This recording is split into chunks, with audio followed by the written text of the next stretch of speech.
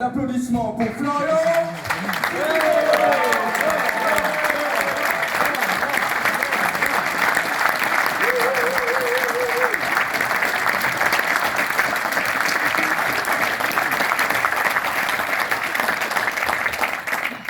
Le fil du micro est complètement emberlificoté, mais vous m'entendez bien? Oui, bon. oui. Mais bonsoir à tous. D'abord un bonsoir, un bravo à Philippe Chauveau, référent, qui est juste là, voilà, votre référent. Bravo à Philippe et à son équipe pour l'organisation de cette soirée. Et je sais qu'il y a ici dans cette salle d'autres référents, délégués, responsables des Patriotes et de VIA. Et d'ailleurs, le référent de VIA des Yvelines a également pris la parole et je l'en remercie. Et puis je salue bien sûr tous les brillants intervenants qui ont parlé juste avant moi. Ouba, Marc, Myriam, Pierre-Yves, Dominique et évidemment Jean-Frédéric Poisson qui vient de s'exprimer, le président du mouvement VIA La Voix du Peuple, avec qui je suis sincèrement très heureux que nous puissions mener cette coalition. Parce que d'abord, on l'a effectivement, il rappelait que ça faisait peut-être 4 ans qu'on travaillait ensemble. On a fait pas mal de manifs, pas mal de recours devant les tribunaux, avec des succès plus ou moins prononcés. Mais on sait aujourd'hui l'état de la justice française, notamment du Conseil d'État, qui a un peu de mal ces dernières années avec les libertés publiques, alors qu'il devrait en être le gardien le plus sourcilleux. Mais bon, ça c'est un autre problème. En tout cas, on est dans les luttes, et heureusement qu'on y est, parce qu'il n'y a pas grand monde à nos côtés. On n'a pas vu grand monde, et grands partis, et grands responsables politiques, pas beaucoup de députés, de sénateurs pour se battre à nos côtés, et notamment pour nos libertés publiques. Et ça, je crois qu'il ne faut pas l'oublier, notamment. Et dites-le bien autour de vous, avant d'aller voter le 9 juin.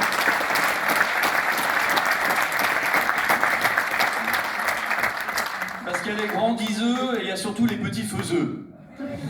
Et nous, on essaie d'être grands diseux et grands faiseux. Et ça fait un peu la différence, je crois, avec tout le reste de ce qui vous est proposé dans cette élection. Mais c'est vrai que je suis aussi heureux parce qu'on a déjà fait une coalition électorale. C'était en juin 2021 au régional, dans la région Grand Est. J'aime pas trop ces grandes régions, enfin c'est l'Alsace, la Lorraine et la Champagne-Ardenne. Et nous avions fait, alors un mois avant, vous voyez, on était à 1% dans les sondages. Et dans les urnes, un mois plus tard, on a fait 7%. Comme quoi...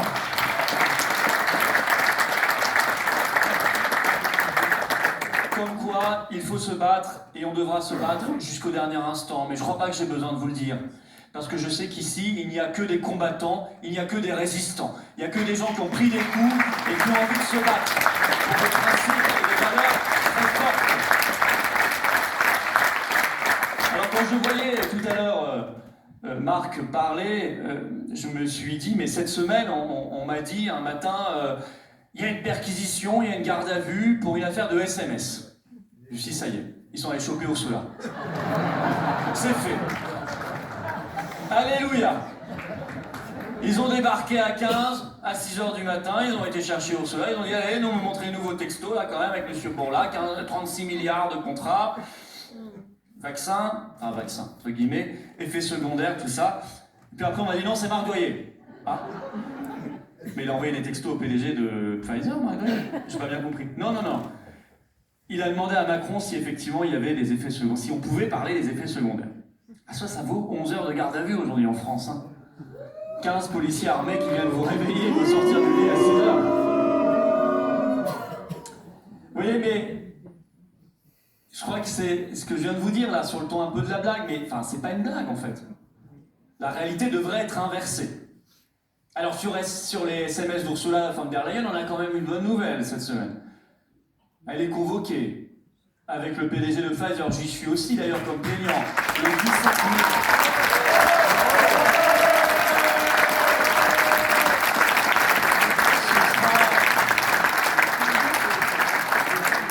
Ce sera à Liège. Alors c'est amusant parce que ça y est, elle a pris un avocat, elle se croyait au-dessus de tout ça, elle a finalement pris un avocat. Son avocat m'a écrit, il m'a dit « Quelles sont vos intentions ?» Je n'ai pas bien compris et je crois qu'il l'est. Il faudrait qu'il écoute un peu plus souvent mes vidéos sur YouTube quand même.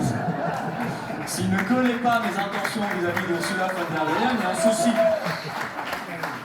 Et puis là, je regardais ma boîte mail tout à l'heure, et hop, il y a 3 heures, vous avez reçu un mail très lourd. Je dis, qu'est-ce que c'est que ça?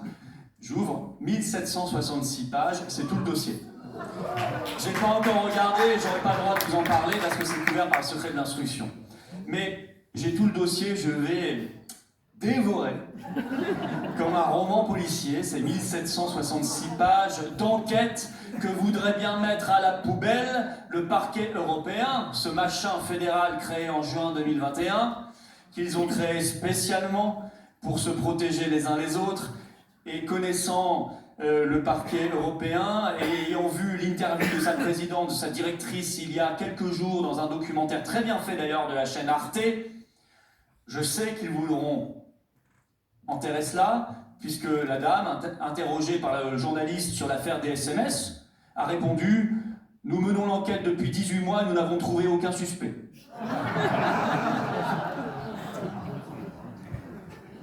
J'ai quelques noms en tête, moi.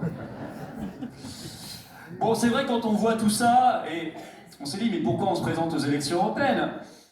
Il y a ça d'abord, on voit ça, et puis c'est vrai que quand on tend l'oreille un peu en ce moment, dans l'actualité, on entend parler encore ce matin, notre cher Emmanuel Macron, on a dû subir plus de 2 heures de discours dans un langage assez souvent très technocratique. On n'avait pas l'impression que c'était un chef d'État qui nous parlait, on avait plutôt l'impression que c'était un consultant McKinsey qui était en train de nous présenter son PowerPoint. Et c'est ça le problème aussi. C'est vraiment là aussi le problème.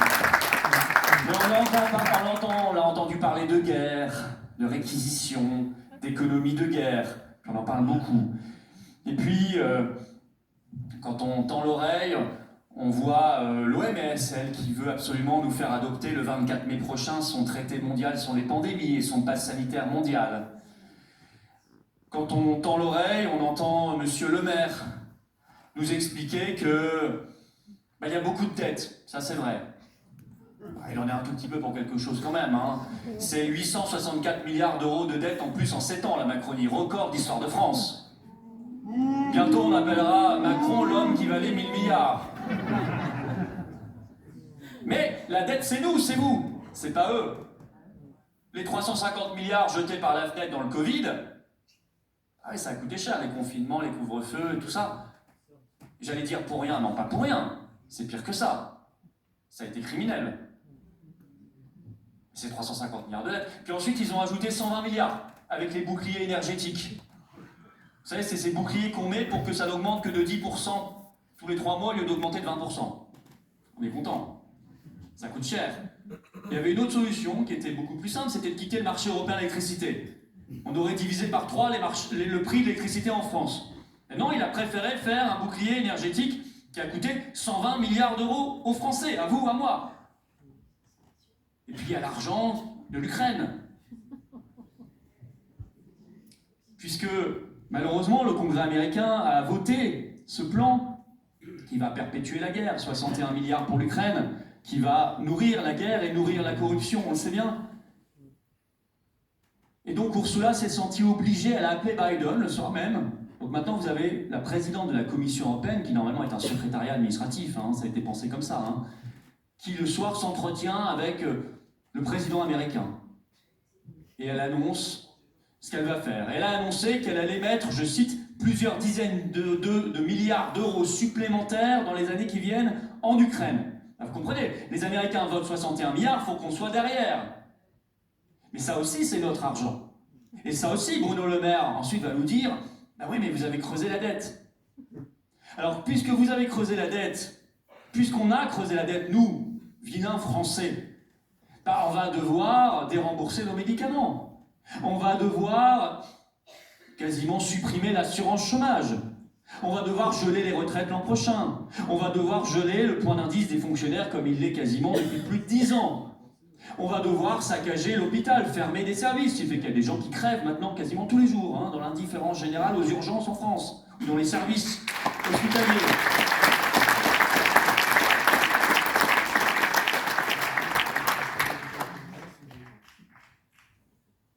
Et dans ces dans ces 3 000 milliards d'euros de dette, il faut rajouter le coût de l'Europe. Parce que chaque année, et c'est là aussi un avantage de sortir de ce truc, chaque année, nous versons. Dites-le bien à tous ceux qui aiment bien vous coller un exemple en disant « Regardez, une route financée par l'Europe, un lycée financé par l'Union européenne. Ils ont collé le beau drapeau bleu à étoile, que j'appelle le torchon bleu à étoile. » On a plus l'habitude, nous, de déchirer. N'est-ce pas, Myriam? À tous ceux qui vous disent ça, c'est financé par l'Europe, rappelez-leur quand même que chaque année, on verse 28 milliards au budget européen et qu'on en récupère 13 dont les aides de la PAC. Vous avez compté comme moi, 28 moins 13, ça fait 15. On paume chaque année 15 milliards d'euros en appartenant à l'Union européenne. Et bien ça aussi, c'est les déficits publics. Ça aussi, c'est la dette, monsieur le maire. Alors je sais que monsieur le maire, il a des problèmes avec le calcul, qu'il ne sait pas combien ça fait un hectare. Il croyait que ça faisait 100 mètres carrés quand il était ministre de l'Agriculture. Qu'est-ce que vous voulez qu'on dise? Donc évidemment, il préfère écrire des romans... Pierre-Yves les a bien imagés, qualifiés. Je ne vais pas y revenir. Mais c'est ça la réalité. C'est que tous ces gens-là qui sacrifient les Français, qui vous font porter le poids de la responsabilité, de la culpabilité, ce sont leurs choix qui sont en cause. Alors quand on voit ça, et j'y ajoute enfin cette déclaration qui était passée inaperçue, on commence un peu plus à en parler parce qu'on a appris que c'était le candidat, le petit poulain de Macron, Mario Draghi. J'avais alerté quand il avait fait sa déclaration le 18 novembre 2023, qui n'avait été reprise que dans un seul article de presse en France. Merci Myriam d'avoir parlé des journalistes, parce que franchement, s'ils pouvaient se bouger un peu, ceux-là, ça vous ferait du bien. S'ils pouvaient juste faire leur boulot, ce serait déjà pas mal. Personne n'en avait parlé. Mario Draghi a juste annoncé, ancien président de la Banque Centrale Européenne, ancien Premier ministre italien, pressenti pour diriger la Commission Européenne, donc il se prendra pour un chef d'État. Il a annoncé qu'il faut que l'Union Européenne devienne un État. Ah, comme ça. Que l'Union, c'est quand même pas totalement rien, ça. Ça veut dire que la France, un pays qui aura vécu 2000 ans, hop, point final, terminé. Bah oui, si l'Union Européenne est un État, la France n'est plus un État. Il n'y a plus de France, c'est fini. Ben moi, je suis désolé, je n'accepte pas ça. Et vous voyez, l'accumulation de tout cela, ça, toutes ces nouvelles délirantes, parce que nous sommes dans une époque aujourd'hui délirante, où on sent bien que tout s'est recomposé, et que ceux qui restent sur les vieux schémas politiciens, je vais en reparler, sont complètement à côté de la plaque. Aujourd'hui, nous devons prendre le problème à bras-le-corps, et le problème qui se pose, c'est celui de notre esclavage ou de notre liberté. Le problème qui se pose, c'est celui de la Troisième Guerre mondiale ou de la paix. Le problème qui se pose, c'est de notre tiers-mondisation ou de notre capacité d'avoir encore demain une industrie et une agriculture en France. C'est ça l'enjeu aujourd'hui, le centre, le cœur. Et l'enjeu suprême, c'est de savoir si demain il y aura encore une France ou s'il n'y en aura plus. Parce qu'on en est là. Alors tout ça évidemment justifie, oblige même, je dirais, à être candidat aux élections européennes. Non pas parce qu'on croit que les élections font tout. Si on le croyait, croyez-vous qu'on aurait passé des samedis et des samedis sous la pluie, sous la neige, sous la grêle, parfois sous la canicule, parfois devant au départ en tout cas 40, 45 personnes, pendant des mois sans la moindre trace du moindre média. Croyez-vous qu'on aurait fait tout ça? Croyez-vous qu'on s'embêterait, que Jean-Frédéric a rédigé, grâce à des avocats aussi qui nous aident, des recours devant le Conseil d'État? Croyez-vous qu'on s'embêterait à tout ça? Bien sûr que non. C'est parce qu'on croit que l'action, elle doit être permanente, parce qu'on croit, nous, peut-être sommes-nous des dinosaures, je ne sais pas, ou peut-être, et je l'espère, je le crois, des précurseurs. Nous, on croit en la politique avec un P majuscule. C'est-à-dire qu'on n'est pas là pour vous vendre une position politicienne. Nous pensons que le combat, il est quotidien.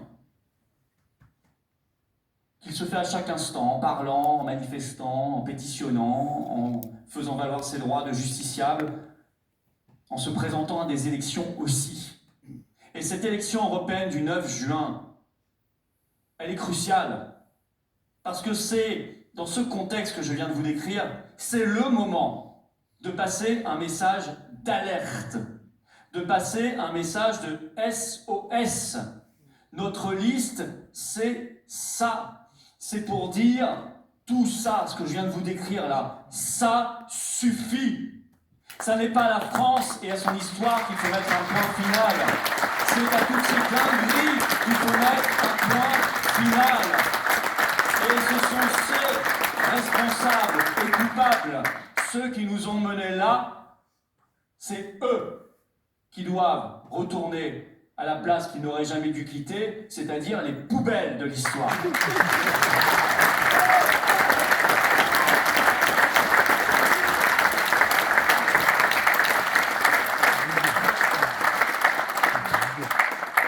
Alors évidemment, nous plaçons ces mots au centre. Je parlais du mot de paix, je vais y revenir, le mot de liberté est au centre de la campagne que nous faisons, mais ça ne vous surprendra pas. Nous, on ne parle pas de liberté simplement depuis 2 semaines, 3 semaines, qu'on est en campagne électorale. On en parle et c'est au fond de ce que nous sommes, de notre ADN, depuis des mois et des années. On fait plus qu'en parler. On les met en œuvre, on les défend avec acharnement. Nos libertés, aujourd'hui, sont attaquées comme jamais. Quand on voit ce qui est arrivé à Marc, est-ce qu'on a besoin de donner d'autres exemples? Il y en a plein dans l'actualité. Vous savez, même quand ils ne sont pas de mon bord, moi, j'accepte pas qu'un candidat d'un autre parti soit un jour convoqué par la police pour une prise de position. Et quelle que soit cette prise de position. Je n'accepte pas qu'une jeune fille avec une simple pancarte dans une manifestation soit embarquée par la police et se retrouve en garde à vue. Je n'accepte pas ce qui s'est encore passé tout à l'heure devant la Sorbonne. Il y avait quelques jeunes qui m'ont paru bien inoffensifs sur une vidéo et on leur envoie d'un coup la bravème. Il y a quelques heures là, quand Macron parlait. Et vous comprenez, on ne dérange pas sa sainteté. Comme on n'arrête pas un ballon tiré par le pied présidentiel en pénalty. Si vous avez vu la vidéo, c'est quand même...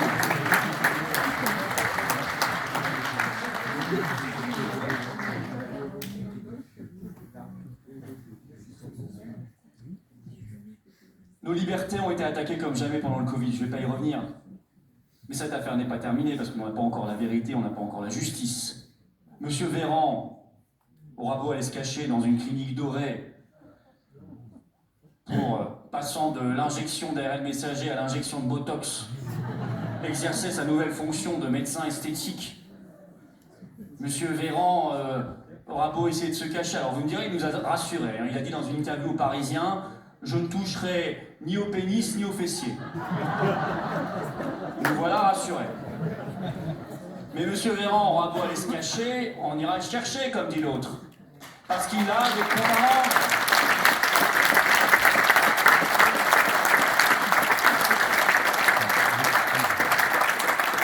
Vous ajoutez à cela l'article 4, qui interdit le débat sur... Macron a fini son intervention tout à l'heure à la Sorbonne en disant « Nous devons défendre une science libre ».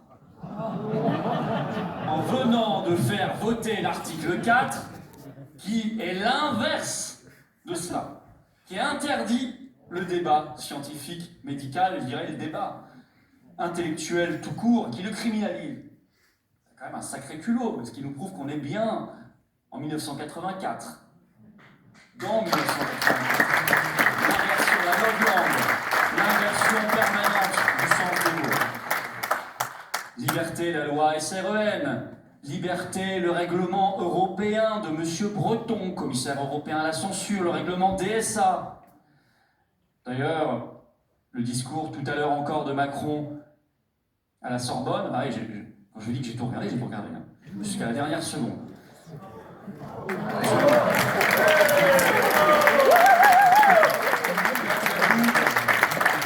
J'avoue, vous pouvez. Non, mais là,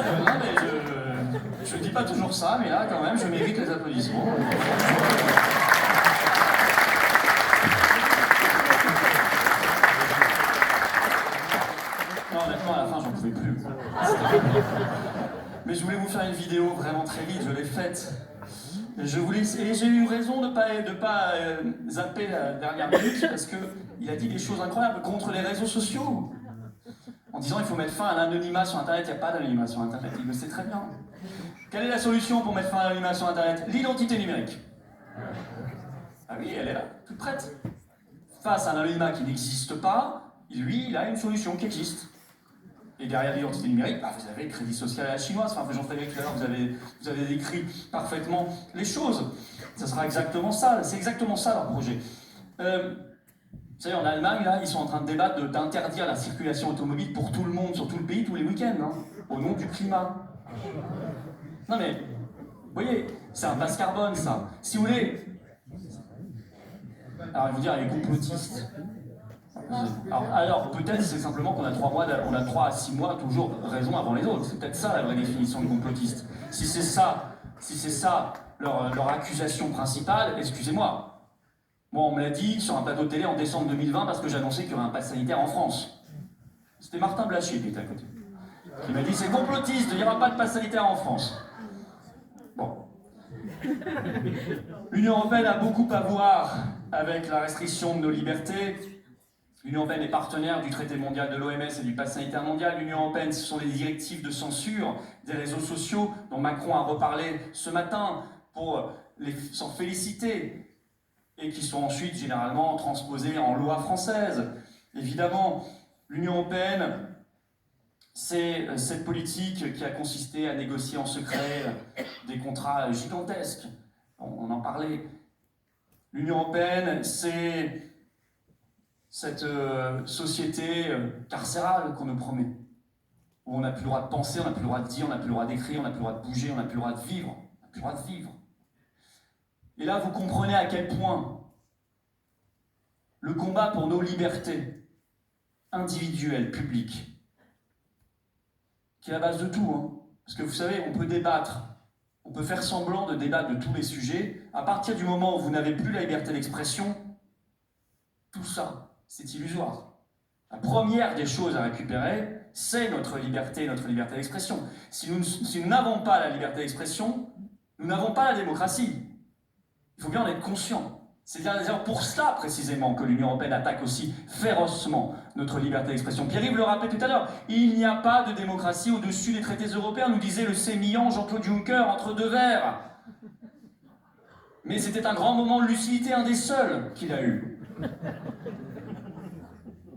Il a dit autre chose, Jean-Claude Juncker. Je me souviens de sa dernière séance, j'étais au Parlement européen, et il nous avait expliqué, je suis très sérieux, hein, il nous avait expliqué qu'en tant que président de la Commission européenne, il avait eu l'occasion de discuter au plus haut niveau avec des dirigeants d'autres planètes. Là, on a compris que les deux verres étaient déjà loin derrière. Hein.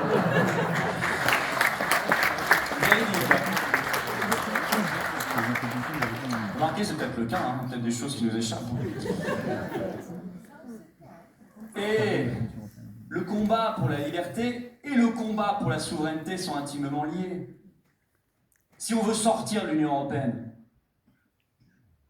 c'est pour récupérer notre souveraineté de peuple, notre liberté de peuple, et en même temps récupérer nos libertés individuelles et collectives. Ces combats sont cohérents, ils sont liés, et j'ajoute même que l'un ne peut pas se faire sans l'autre. Tous ceux qui vous parlent de défendre les libertés, qui en même temps vous disent on reste dans l'Union européenne, écoutez, au mieux ils sont naïfs, au pire, et c'est le plus probable, ils sont en train de vous mentir les yeux dans les yeux. Parce que ça n'est pas possible, parce que ça n'est pas cohérent.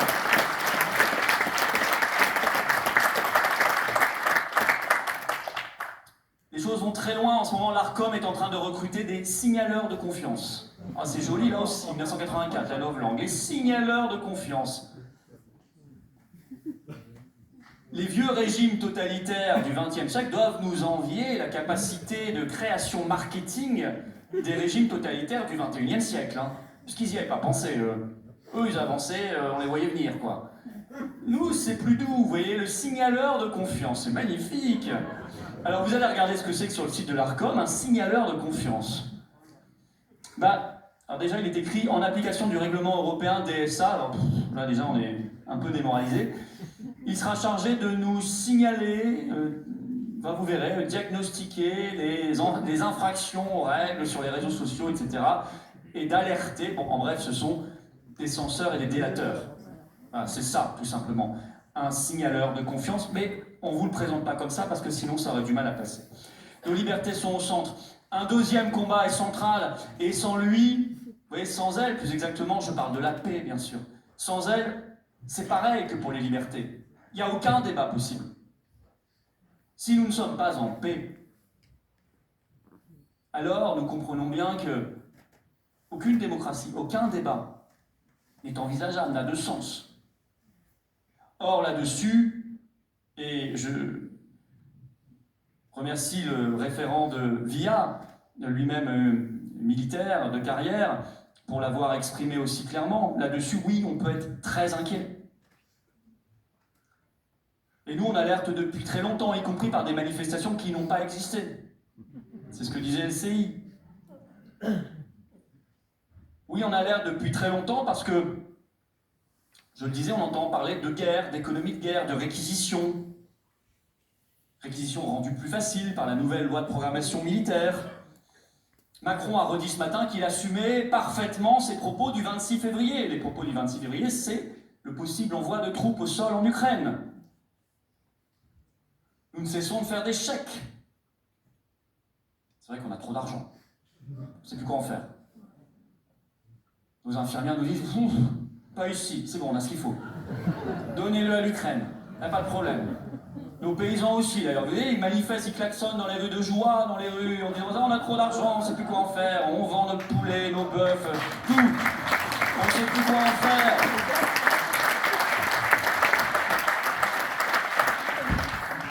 C'est la joie partout en France. On ouvre des cliniques, des hôpitaux, des services publics, partout. Alors on se dit, on va en donner un peu à l'Ukraine, on en a trop. Puis on signe des accords militaires. Oh, puis nos chers députés d'opposition, je mets combien de guillemets maintenant, opposition? J'en mettais un de chaque côté avant, mais je crois que je vais en mettre plus maintenant. 2, 3, 4 de chaque côté.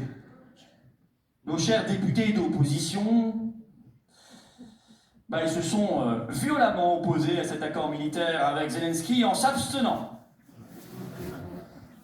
Ils adorent s'abstenir. Ou ils viennent pas. Sauf quand il a fallu augmenter les frais de mandat de 305 € par mois pour les députés et de 700 € pour les sénateurs. Là, ils étaient tous là. Il n'y avait pas de problème.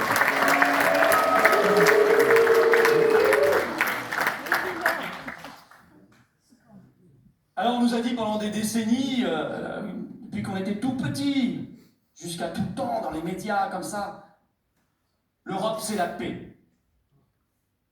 Vous êtes forcément pour, parce que l'Europe c'est la paix. Ah ouais. Ursula von der Leyen ne cesse de parler de guerre, ne cesse de parler d'économie de guerre, ne cesse de dire qu'il faut envoyer des armes, et elle le fait, ne cesse, prenant d'ailleurs là aussi des pouvoirs que normalement elle n'a pas, ne cesse de faire des chèques pour alimenter la guerre. Mais l'Europe, c'est la paix. Non, moi je vous le dis clairement, l'Union européenne, c'est la guerre. Et c'est une raison supplémentaire de la quitter le plus vite possible. Parce que tant que nous serons dans cette structure,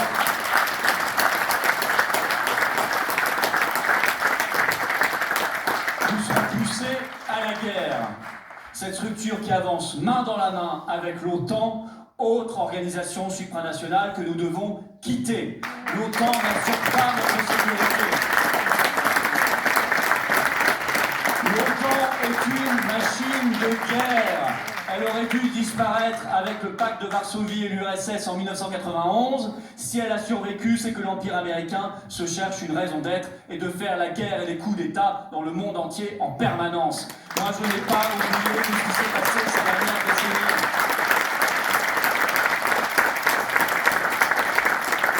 Nous sommes 25 ans, presque jour pour jour, après l'attaque illégale, le bombardement de la Serbie, qui a mis le feu à la région et je dirais à l'histoire. Et on le paye encore aujourd'hui. Moi, je n'ai pas oublié tout ça. Je n'ai pas oublié la Libye. Quand BHL arrivait, chemise au vent et chemise ouverte et cheveux au vent, avec son copain Sarkozy, qu'ils arrivaient là-bas pour nous dire on va établir les droits de l'homme en Libye. Moi, j'ai pas oublié la Syrie, j'ai pas oublié l'Afghanistan, j'ai pas oublié tout ça, je n'ai pas oublié l'Irak. Sauf qu'à l'époque, la France savait dire non. Et j'aimerais qu'on retrouve de temps en temps une France qui savait non.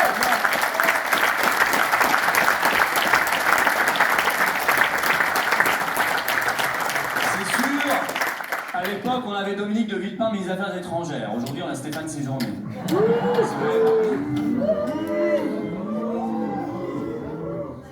Mais non, mais pour un ministre des Affaires étrangères, il fait des efforts, il est en train d'essayer d'apprendre les langues. Et il a dit, je commencerai par le français. C'est déjà... Non, mais c'est déjà un bel effort. C'est bien qu'un ministre des Affaires étrangères apprenne la langue. D'ailleurs, à ce sujet de la paix, puisque personne ne vous en a parlé avant, je vous le dis, on fait le manif, samedi. Faut venir. Samedi 27 avril, 14h. Alors je dis toujours Palais Royal, en fait, ça sera à côté, ce sera place Colette. On sera avec la Comédie Française. Bon, c'est à 10 mètres. Non, mais venez très très nombreux, c'est important. C'est très très important de se battre. Et vous retrouverez plusieurs des intervenants de ce soir d'ailleurs, et d'autres qui seront là. Puisque personne d'autre dans la classe politique française ne se bouge, puisqu'ils préfèrent s'abstenir ou voter pour, puisque je le rappelle quand même, puisqu'on parle des élections européennes, et qu'il y en a beaucoup qui sont sortants et qui se représentent, le 18 octobre 2023 au Parlement européen, il n'y a pas un seul eurodéputé français qui a voté contre la facilité pour l'Ukraine, c'est-à-dire les 50 milliards d'euros prévus pour l'Ukraine et la perspective d'adhésion à l'OTAN et à l'Union européenne de ce pays. Il n'y a pas un, vous m'entendez bien, pas une eurodéputé français d'aucun parti politique qui a voté contre ça. Il n'y en a pas un. Je veux dire, c'est hallucinant. Il y aurait pu au moins y en avoir un pour sauver l'honneur. Même pas un. Donc comment voulez-vous leur faire confiance demain? Alors, vous voyez bien que nous sommes de farouches défenseurs des libertés, des farouches partisans de la paix, qu'on s'en donne les moyens, parce que nous sommes de farouches partisans d'une France indépendante et d'une France libre. Et quand je vous parlais de Villepin en 2003 à l'Irak, ça n'est pas par hasard. La France a su dire non, parce que la France s'est souvenue qu'elle était un pays libre. Et dans toutes les manifestations en 2003 pour le non à la guerre d'Irak, parce qu'il y avait d'immenses manifs dans le monde entier, le drapeau, pourtant n'était pas le seul pays à s'y opposer, mais le drapeau que portaient les manifestants du monde entier, qu'ils brandissaient fièrement, c'était le drapeau français. Parce que quand la France sait dire non, et que la France est libre, alors elle est fidèle à elle-même. Et les gens et les peuples le sentent. Les peuples sentent que là, c'est la France. Ce que nous voyons en ce moment, le spectacle affligeant, parce qu'on en parle pour en rire, il faut en rire, sinon on ne vit plus. On va quand même les séjourner, les Macron, ou mini-Macron, Attal, et d'autres. En fait, c'est à pleurer. Quand on sait quelle grandeur habite la France et son histoire, quelle profondeur a notre civilisation, quelle magnificence a son histoire, sa géographie, sa culture, ses arts et son patrimoine, quelle hauteur sa diplomatie a su atteindre. Alors ce que nous voyons là en ce moment, on ne peut pas appeler ça la France. Moi j'appelle ça le Macronistan. Parce que quand je dis ça, je me fais moins mal. Je me dis, c'est pas la France, ça. Ça, c'est une parenthèse, c'est le Macronistan. La France, elle reviendra derrière. La France, elle est là, la France, elle est ici, elle est dans cette salle, elle est dans les manifs, c'est ça la France.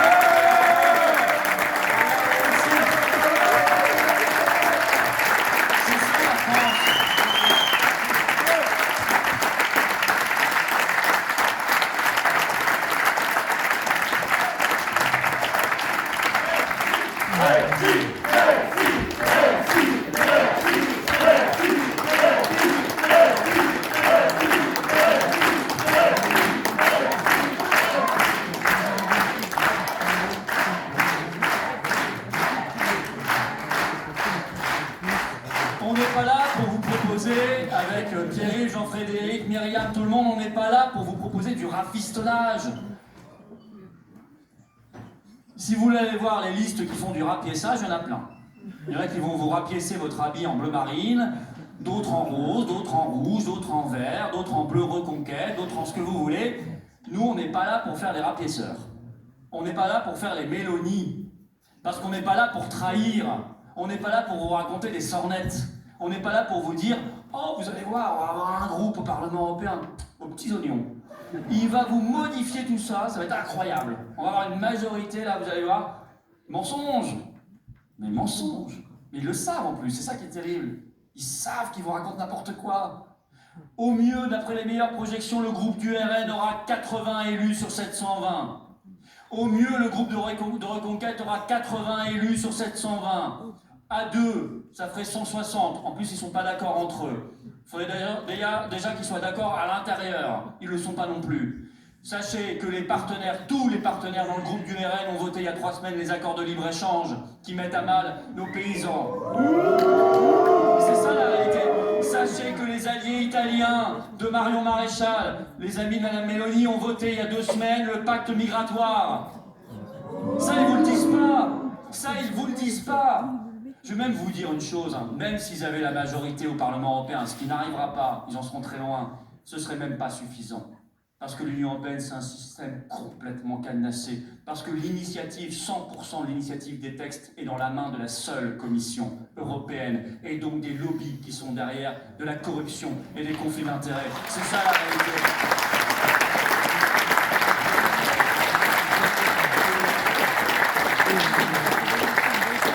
Sur tous les sujets. Sur l'agriculture, moi je veux qu'on aide nos paysans. Je veux que dans nos cantines scolaires, la cantine d'entreprise, partout, on achète à nos paysans, qu'on achète local, qu'on achète français, qu'on mange sain. Donc je veux que les aider justement à passer une agriculture beaucoup plus saine. Je veux tout cela. Je veux que quand il y a une concurrence déloyale, que ce soit à l'intérieur de l'Union européenne ou à l'extérieur, au lieu de l'encourager comme on le fait en ce moment avec les accords de libre-échange ou avec le libre-échange total au sein de l'UE, on protège nos paysans. Qu'on fasse exactement l'inverse, comme le fait la Suisse, pays souverain, qui a eu cette bonne idée de ne pas rentrer dans l'Union européenne. Moi, je veux tout ça. Mais tout ça, ça n'est pas compatible avec le fait d'être dans l'Union européenne. Par contre, c'est parfaitement compatible avec le fait d'être un pays libre. Vous voyez, c'est simple le Frexit. Vous passez du verbe subir au verbe choisir. C'est pas plus compliqué que ça. Je peux le résumer de cette phrase-là. Vous passez du verbe subir au verbe choisir. Ça n'est pas une baguette magique. Il n'y a pas de baguette magique. Ensuite, il y aura tout à faire. On va se retrousser les manches, il y aura du boulot. Mais au moins, on saura où on va. On saura que si on veut, on ne sera pas obligé de manger des insectes et des larves. Ou de la viande de synthèse de Monsieur Bill Gates. Si on veut, on pourra donc protéger notre agriculture. Si on veut, on pourra retrouver des frontières nationales et réguler beaucoup plus fortement l'immigration qu'aujourd'hui, qu'on ne sera pas obligé de subir les migrants à relocaliser, sinon 20 000 € d'amende par migrant, le pacte migratoire.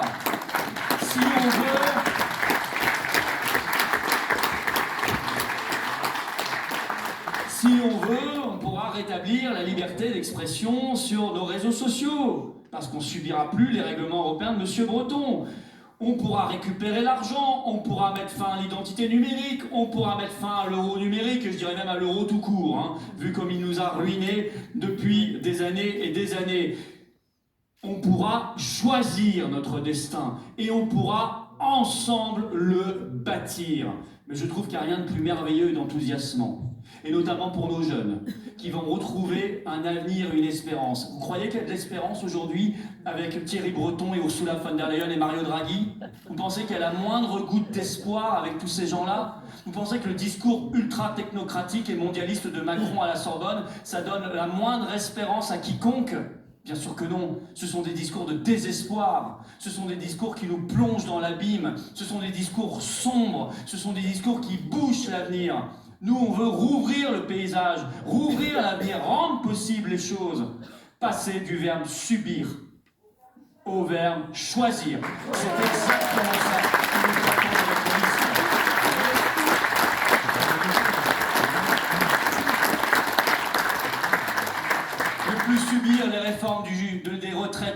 3 ans. Il faut toujours repousser. Pourquoi? Pour qui?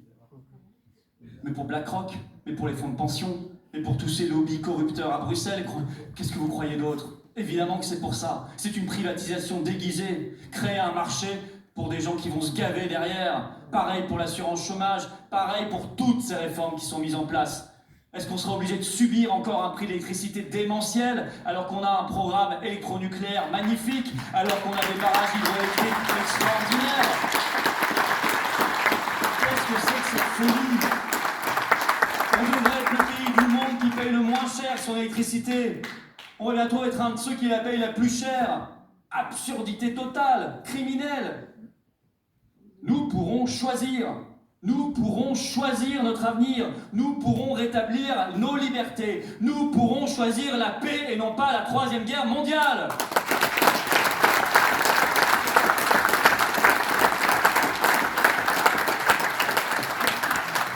Alors tout ça, on le fait avec nos convictions. Toutes les personnes qui ont parlé avant moi, toutes celles qui parlent partout en France, qui font campagne en ce moment même, et je le sais, il y en a plein sur le terrain, c'est magnifique. Nos mouvements se coordonnent et font une campagne extraordinaire. Tous les gens qui la font, cette campagne, je peux vous dire qu'ils ont 100% de sincérité. Parce que sinon, ils ne seraient pas ici. Sinon, ils ne seraient pas ici. Qu'est-ce qu'ils ont à gagner? Moi, je n'ai pas de poste à vous proposer. Je n'ai pas d'argent magique à vous donner. Par contre, j'ai la gratitude à vous offrir celle que vous pouvez vous regarder dans un miroir et vous dire « Moi, je défends des valeurs auxquelles je crois. » Et vous pouvez le dire les yeux dans les yeux à vos enfants et aux petits-enfants. Et là, les yeux, ça, c'est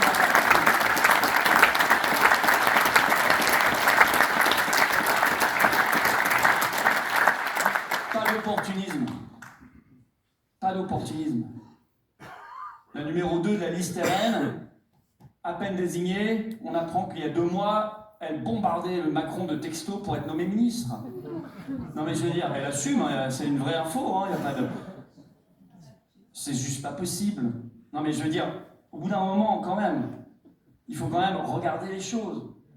Vous avez sur leur liste 2 anciens députés, messieurs Garot et Mariani, qui ont voté le traité de Lisbonne en 2008. Je veux dire, il faut quand même au bout d'un moment regarder les choses.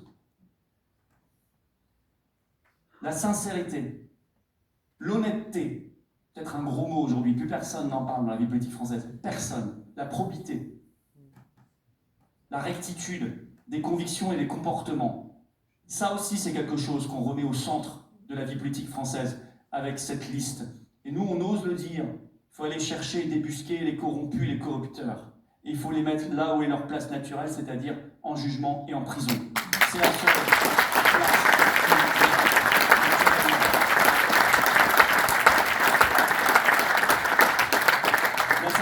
L'action. Nous sommes des mouvements qui agissent et pas qu'au moment des campagnes électorales et ça nous distingue beaucoup. Il y a des gens qui me disent les manifs ça sert à rien. Vous avez bien tort de penser ça. Vous avez bien tort de penser ça parce que, vous savez moi, le nombre de personnes, je pense aux travailleurs suspendus, je ne sais pas s'il y en a dans la salle des travailleurs suspendus. Peut-être. Oui, il y en a, madame. En manif, il y en avait plein. Le nombre de personnes suspendues qui venaient me voir tous les samedis en disant « Heureusement que vous êtes là, sinon je pense que j'aurais sombré. » Je veux dire, si on a sauvé ne serait-ce qu'une seule personne, alors je suis fier qu'on ait fait toutes ces manifestations.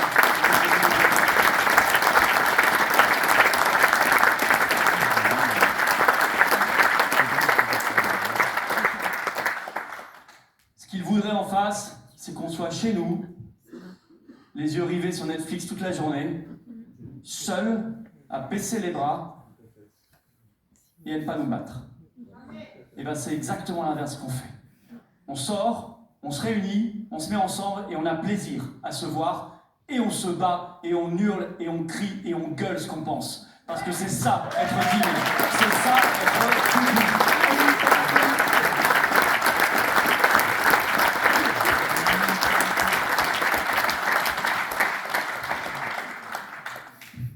Et la troisième condition pour que ça marche, c'est qu'il faut être rassemblé. Mais nous, on ne fait pas qu'en parler, on le fait. Nous sommes la seule liste de coalition des souverainistes et des résistants. Il n'y en a pas d'autres. C'est un effort de se rassembler. C'est beaucoup plus simple de jouer la carte de la solitude, de l'ego, de l'orgueil, en disant « je sais mieux que tout le monde, donc je partirai tout seul ». C'est très facile de faire ça. Mais c'est toujours une bêtise. Et c'est toujours, je dirais même aujourd'hui, vu l'état de la France et vu l'état du monde, c'est un crime. On n'a pas le droit d'être en orgueil dans l'ego. On n'a pas le droit de se chercher les prétextes pour refuser le rassemblement. On n'a pas le droit d'être renfrogné, isolé, fermé. Voilà. Vu l'état de la France, vu l'état du monde, on n'a qu'un seul devoir. C'est de se battre, se battre, se battre, se battre. Ne rien lâcher. Se battre au maximum. Se battre avec acharnement. Le rassemblement se fait. Il y a 2 jours, le mouvement Génération Frexit a dit « Je soutiens votre liste de coalition ».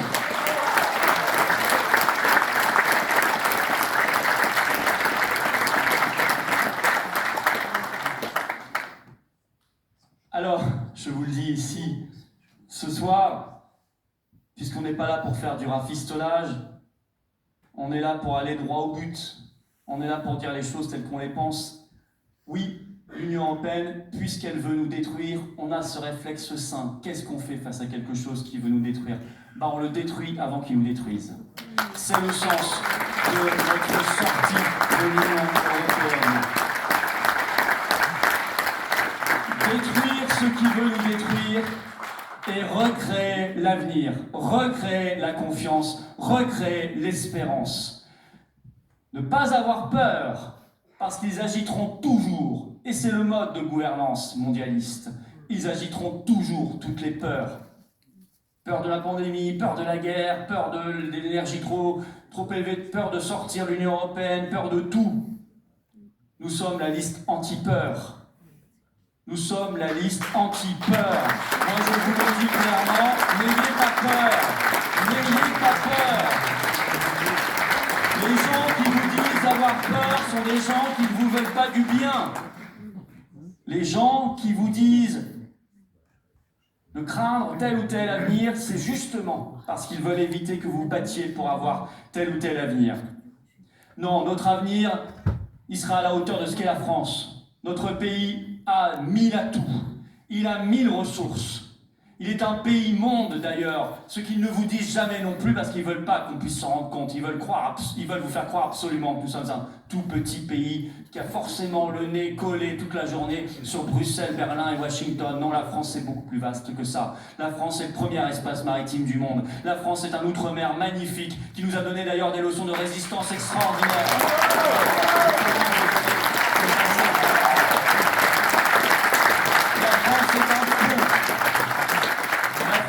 Devrait se rendre compte que le monde s'est complètement recomposé, que les BRICS sont émergés, que le monde anglo-américain, il est en train de diminuer, et que c'est comme ça, et qu'il faut être capable de parler à tout le monde, de lui parler, mais de parler aussi aux nouvelles puissances. Et c'est bien que les pays d'Afrique, d'Amérique latine, d'Asie veuillent être libres et indépendants. Moi qui suis pour la souveraineté de mon pays, je souhaite la souveraineté à tous les peuples du monde, et je suis très heureux que tous les peuples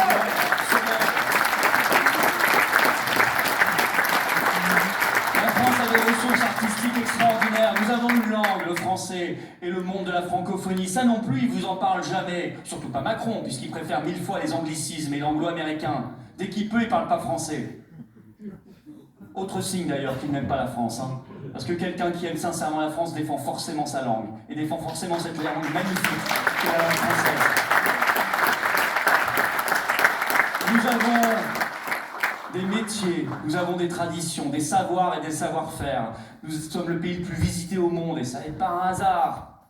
C'est pas le fruit du hasard. Nous sommes le pays des 1001 ressources, des 1001 atouts, à condition que quelqu'un puisse mobiliser cette énergie nationale, puisse aller la mettre au service d'un projet, d'une espérance, d'un rebond. Alors ce rebond, j'allais dire cette renaissance, mais je vais vite. Je vais dire cette résurrection, et ça fera plaisir à nos alliés. Cette résurrection française, on la fera pas simplement le 9 juin, et par le 9 juin. Mais le 9 juin, c'est une étape sur ce chemin. Et c'est une étape que nous ne manquerons pas et que vous ne manquerez pas non plus. Je vous demande de nous donner toutes les forces possibles pour aller le plus loin possible pour que notre pays demain rime avec beauté, justice, grandeur, liberté, paix. Vive la liberté, vive la résistance et vive la France libre.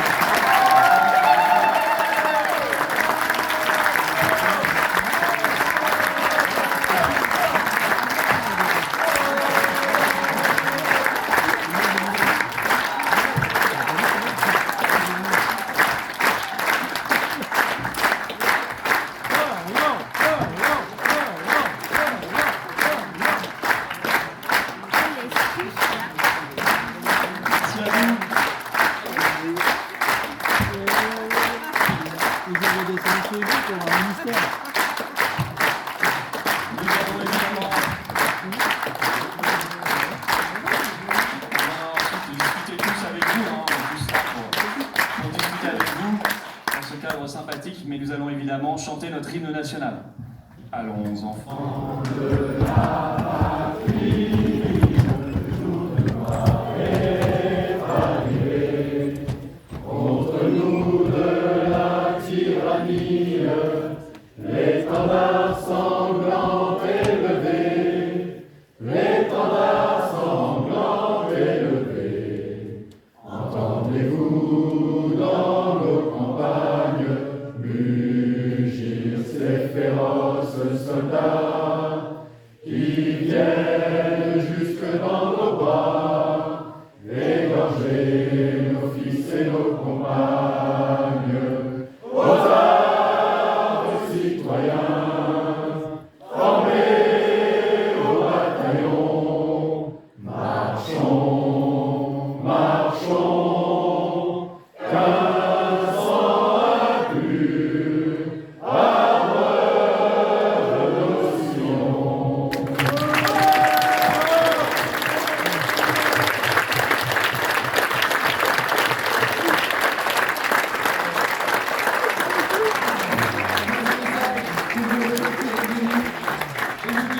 À la sortie, il y a des sacs pour faire des dons pour financer cette campagne qui, vous le savez, coûte très cher financer ce genre d'événement. Il y a aussi le stand